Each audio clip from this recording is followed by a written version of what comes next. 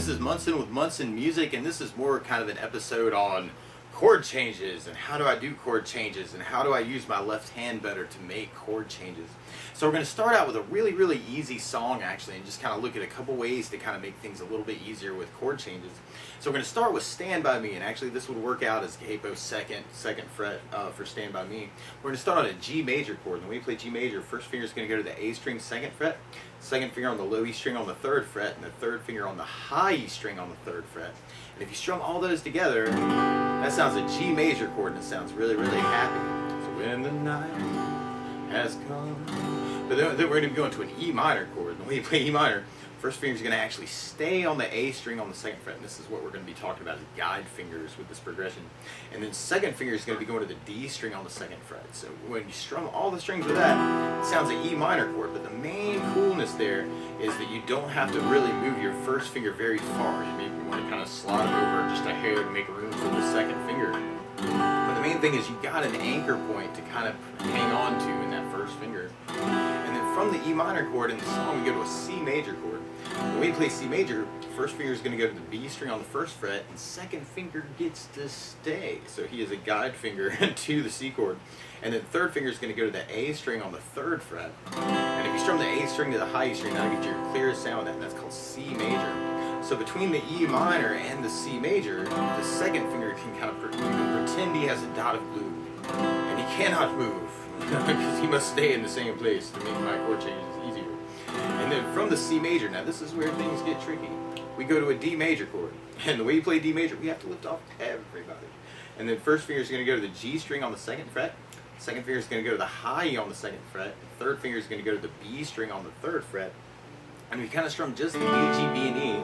That sounds a D major chord. So this is where things get tricky in the progression. All of a sudden, all of your fingers have to move at the same time. And even though I'm teaching D major as first finger goes here, second finger goes here, third finger goes here, what you really want to do is be a master choreographer of the left hand and try and work it out so that all your fingers are actually going down at exactly the same time, which is tricky.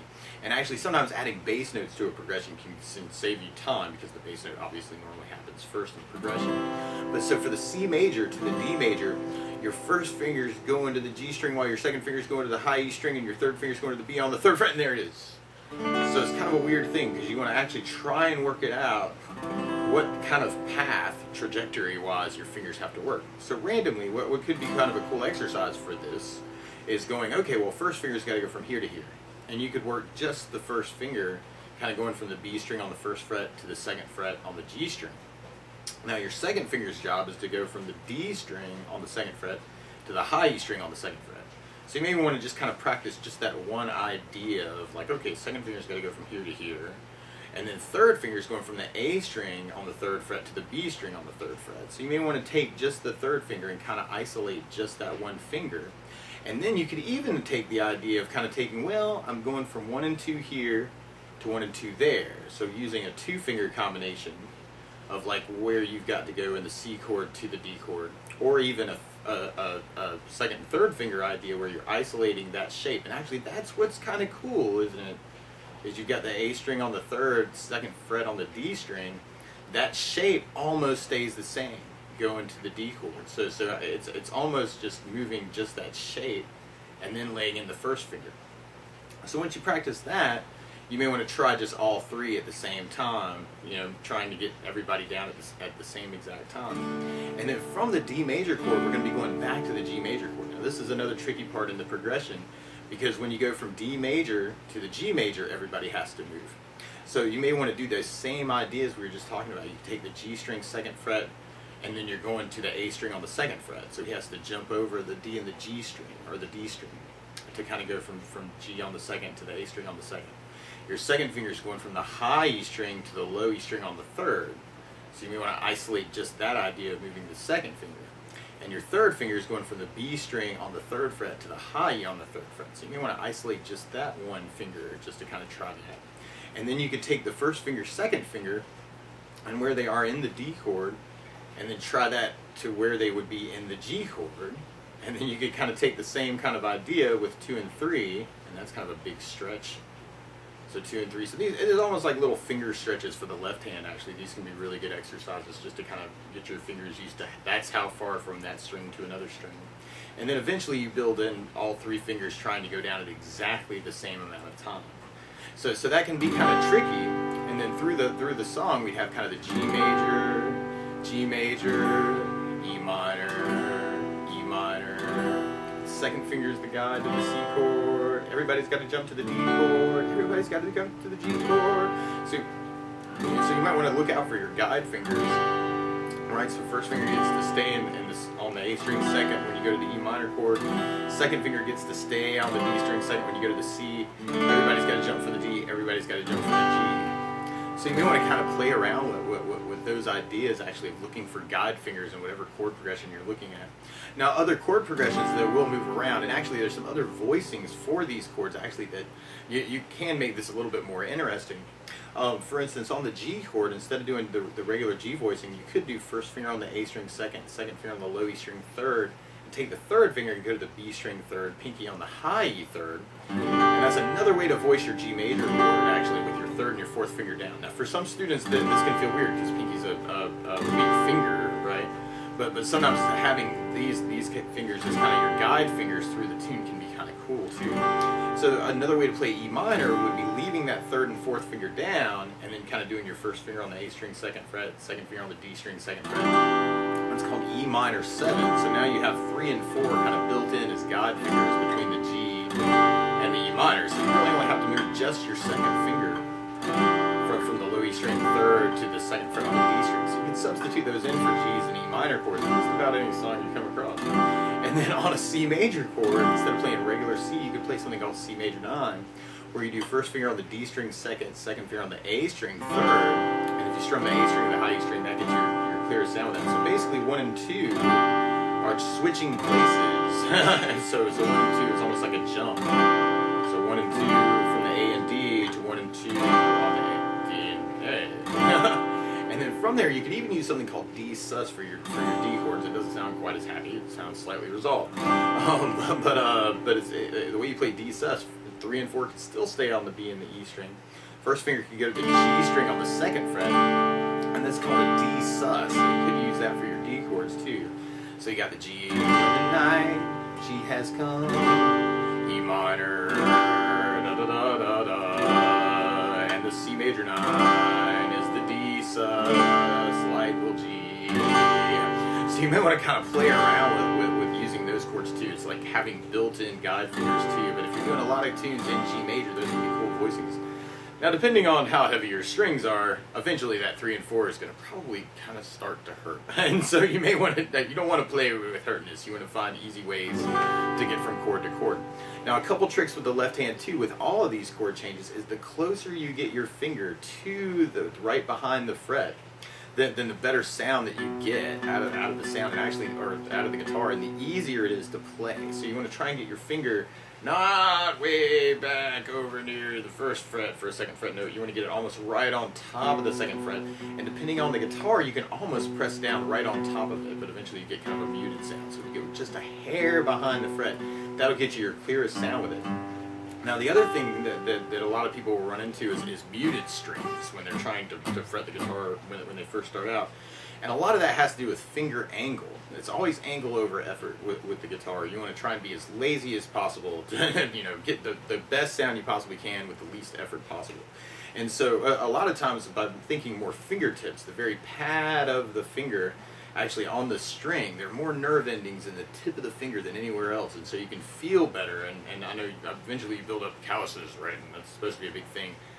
If you're just starting out, go get really light strings, because it'll just make the biggest difference in the world with bar chords and everything. So the lighter the string, the better. If on an acoustic, I would recommend trying a silk and steel, which almost feels like an electric guitar string. Or if you're playing electric, playing with 8s or 9s isn't a bad idea, actually, especially if you're just starting out, because you'll be able to play for longer. You'll be able to build up your finger muscles better, so that you can actually move into higher gauge strings for tone later on. So light strings can make a big difference too with your left hand. But the main thing is going to be angle. And there are a couple things you can do. Bringing your wrist more forward when you're playing can give you a better angle. Now sometimes this can feel strained. I know when I started playing guitar it was all about Metallica and they play it with the extended, strained left hand idea. But if you kind of bring your wrist more forward, that can help. And angle, more than anything else actually, and thumb placement are the main two things with left hand in general, which completely applies to chord changes. So if you went to almost a classical guitar position, it would actually give you more forward rotation of your deltoids, your shoulders. And so you would be able to kind of bring your wrist more forward. It's more like a classical guitar position, but a strap can really help too. So if you have a guitar with a strap, I would definitely recommend trying to play with a strap and getting a higher head angle. And then the E minor and the C, you can think more fingertips from that angle because you can bring your wrist more forward of the guitar. And you might want to experiment, experimenting with extremes is not a bad idea because you'll find a place, that's comfortable for you. So you can try it further back or further down and then kind of raise it up until it starts to feel really good. You kind of try and find an angle where it really kind of makes the chord really sound really good on the guitar because you're thinking more fingertips. So fingertips is a good idea. Now the weird thing with the left hand too is in addition to angle, is you may want to play around with your thumb placement with the left hand. There's this great experiment actually, if you, I think it's a great experiment. If you take your left hand and you just kind of flatten it out and just kind of bring your thumb into the center, right? It's this huge difference between when you've got your thumb outside, right, and kind of moving 3 and 4 into the hand, or whether you've got your thumb nearer into the palm, with how much movement you have with 3 and 4. So with the third finger and the fourth finger, the ring finger and the index finger, the closer your thumb is to those fingers, the more movement actually you have with those fingers. And once you kind of put your thumb in, if you put it back out and try it, you can really feel the strain of the tendons from your thumb being outside of the hand. So the idea here is that if you can keep your thumb in some manner close to where 3 and 4 are, then that makes those fingers easier to play with. And so when you're in the chord, you may want to kind of play around with where your thumb is in the chord. So if you put your thumb more to your right in the chord, then that can make it a lot easier. So playing around with where the thumb is in the chord can make a big difference with how much fingertips and how much control you have with those particular fingers too. So that can make a big difference. So you may want to experiment with where your thumb is. And this actually plays in really, really big with other chord progressions, especially when you're dealing with bars. However, another chord progression that might be kind of cool to work with a lot of common chords would be Hey Joe, for instance. And it starts on the C major chord. And then we do a G major chord, so everybody has to move. And then we go to a D major chord, so everybody has to move. And then we go to an A major chord. When we play A major, first finger goes to the D string on the second fret, second finger goes to the G string on the second fret, third finger goes to the B string on the second fret. And if you strum all the strings with that sounds like A major chord. It's a big party on the second fret. So with this chord in particular, actually everybody's kind of crammed in. So you may want to kind of play around with your wrist going more to your left or closer to the head, so that you can kind of get all those fingers in. And head angle will make a big difference in this too, but in kind of a slightly different way, depending on how you're fingering the major. But you may want to experiment with that. And then from the A major, we'd be going to an E major chord in Hey Joe. So then you have first finger on the G string on the second fret, or first fret, second finger on the A string second fret, and third finger on the D string on the second fret. And if you strum all those together, that sounds like E major chord, and it sounds really, really happy. So if we're looking for ways to make that chord progression easier, right, we got C, G, D, A, E, E, da, da, da, E. A lot with this particular chord progression, everybody's got to move. So you may want to take that as kind of an opportunity to work that idea that we were working from the G to the D. And the C to the G actually is kind of an interesting example too.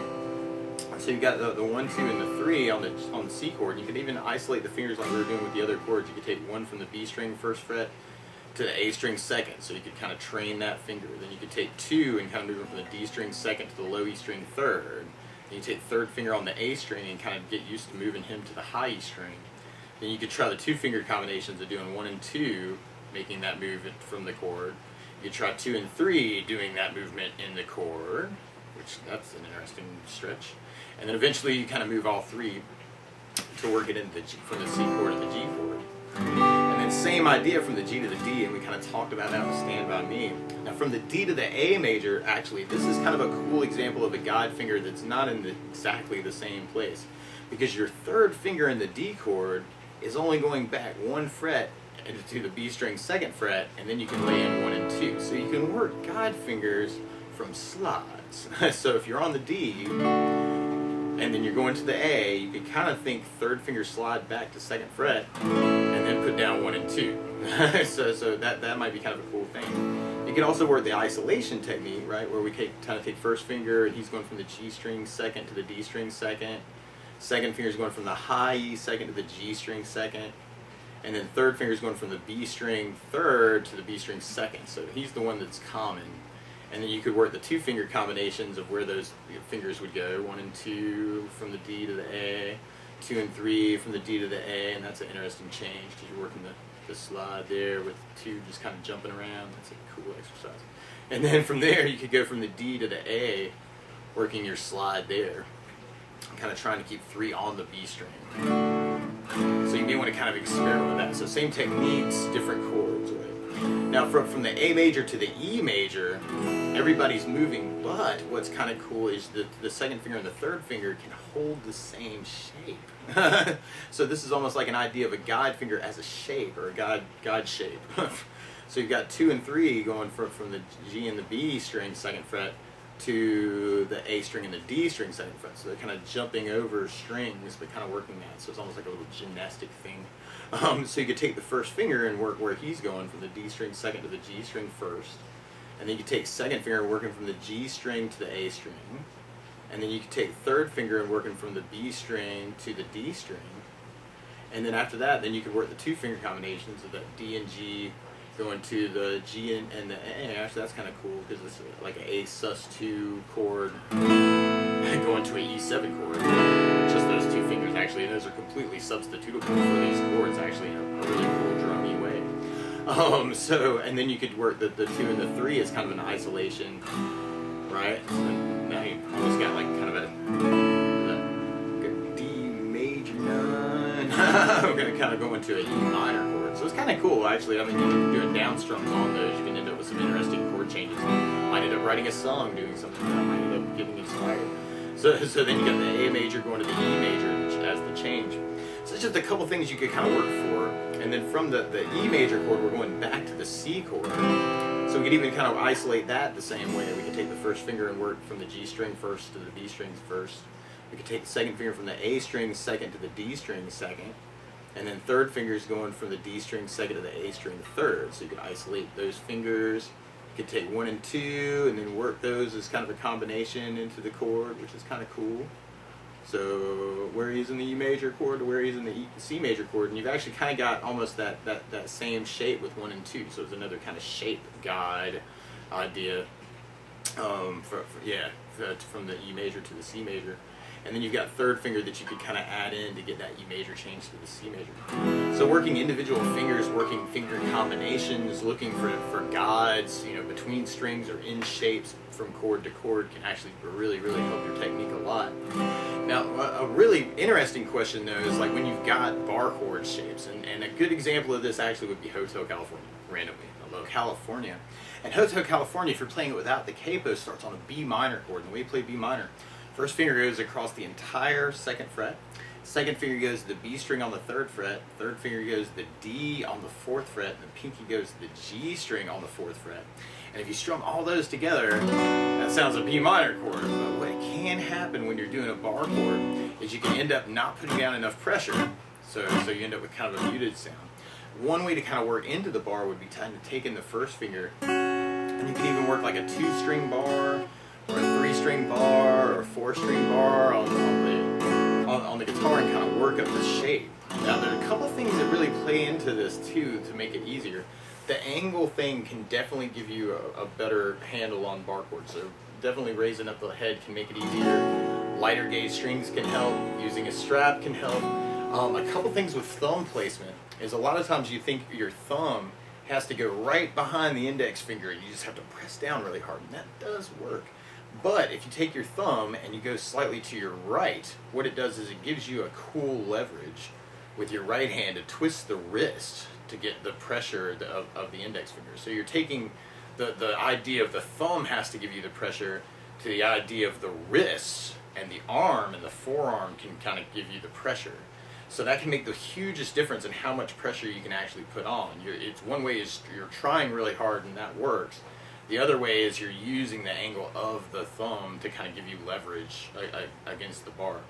A couple other things you could kind of play around with too with bars is how much of the knuckle joint, because that's your biggest joint, is actually going over the top two strings in particular. So at some point it doesn't feel natural, but you may want to experiment with that. I know when I first started, playing with the guitar, that was kind of a big thing for me. It was like, if I can get that joint there, or like I've got pudgy fingers, and like the G string always goes in the crease or whatever, and so like if you offset the bar by millimeters, sometimes it can make the biggest difference in the world. Now in that particular shape, from the B minor chord on Hotel California, we go to an F sharp major chord, which is a very, very good example of moving shapes as a whole.